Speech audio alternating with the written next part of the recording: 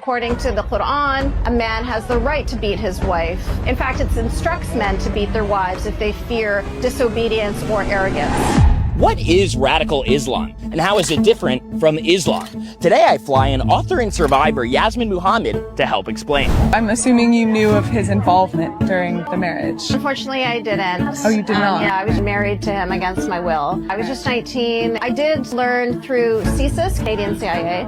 They're the ones that told me of his involvement with Al-Qaeda and his relationship with bin Laden and everything. And by then, I already had a daughter with him. Oh my goodness. I'm so sorry you went through that. What was the feeling when you found out? I wasn't too surprised. He was a pretty evil person. They showed me a picture of him behind bars in Egypt and they said, "You're free," and that was the last I ever heard from them. At 19, you had experienced that. Like, I'm so sorry to you. Did your family know about his involvement? Yeah. They chose him specifically because of his involvement. The way my mom put it, she needed to find a man that was strong enough to control me. Wow. Oh my gosh. So that's why they forced me into a marriage with a terrorist when I was And this was in 19. Canada, by the way. Oh wow, your Yeah. mom. While y'all were together, were there like clear signs that he was an evil man? He was so quintessentially abusive in every possible way. Were you or your husband, I guess, like enforcing Sharia law even within Canada? Sharia means Islamic law. You can have it within your home, within your community, and also within the country. Okay. So yeah, my home was a Sharia bubble, but I'm in Canada. Your husband would beat you, justifying it under Sharia law, right? Yeah. I read that in your book. Yeah. That's correct, because according to the Quran, chapter 4, verse 34, a man has the right to beat his wife. In fact, it instructs men to beat their wives if they fear disobedience or arrogance.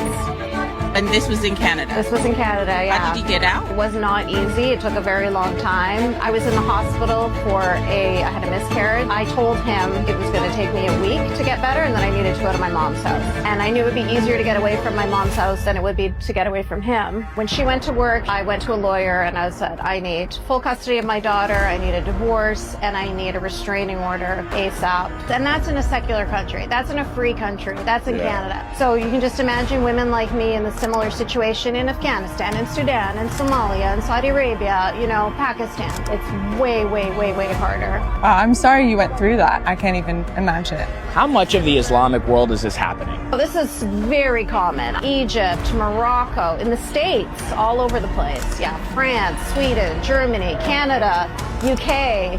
Yeah, it's a very common tactic. Why are there so many radical Islamists in the Middle East? They're fleeing what's happening because of radical Islam, and then they come to the West to spread it. Like, what is that about? Well, first of all, they're not fleeing radical Islam. That's the Right. first thing. Okay, right. They want better housing. They want better education, better social services. They want the perks of democracy, but they also want to see its downfall. You're 100% correct. That's exactly what I grew up in. They believe that the whole planet should be Muslim. And is that praying in to the Allah. Quran? Yeah. Okay, No, right. that's a mainstream belief. Would you say Hamas and Al-Qaeda are one of the same? Yes, absolutely. Right. Yeah. Why do you think no one's talking about trying to give a better life to the Palestinians without Hamas as their government? Those kids that are becoming Hamas supporters or Yeah. Hamas terrorists are celebrated east and west. Whether it's on TikTok or whether it's Right. in their mosques, people Right. are like, good for you, kill the Jews. We're acting like Hamas is a resistance group and not Al-Qaeda. Like, how do you think we got here? I think that 9/11 was a long time ago and a lot of people Yeah. are not paying attention. We said never forget, but I do think people are We forgetting. get comfortable. Yeah. How do you feel about the Palestine-Israel conflict? I know it's very controversial. I know on the Palestine side, the government is kind of similar. What's your view on this? My father is from Gaza, so I very much was born and raised into this. The goal here is to eradicate Israel, to eradicate all Jews. And in fact, there's a hadith, which is an Islamic doctrine, that talks about how when there is a war between the Muslims and the Jews will be hiding behind the trees and behind the rocks. And the trees and the rocks will speak and they'll say, "Oh, Muslim, there is a Jew hiding behind me. Come kill him." Oh my gosh. So it's an ideology that very much is interested in the genocide of Jewish people. It's not interested in progressing Palestinian people. We can see that by the billions of dollars of funding that have gone to them. They didn't use it to further their own people and to uplift their own people. They used it to build tunnels. Yes. To continue their terrorism. It's just so interesting to me. Seeing from your side is insane to me. Are you in college? I am in college. Where do you go, NYU? I do. Have you had professors that demonize Israel? they will typically lean towards Palestine Yeah. rather than anything. So yeah. Right.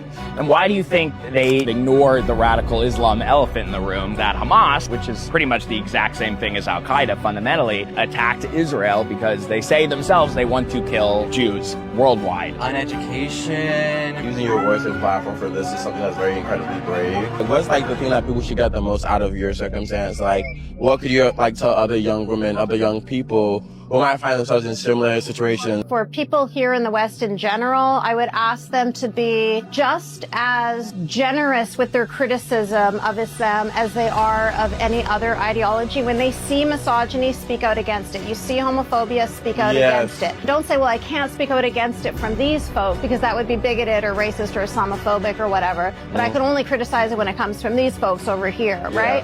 Well, thank you so much you for so speaking much. with us. Appreciate it. It's great meeting you. I feel so blessed to have this Yeah. conversation Oh, with you. I am so glad that you Sorry. stopped and spoke to me. You're amazing. I Give me a love hug. you. You're Yes.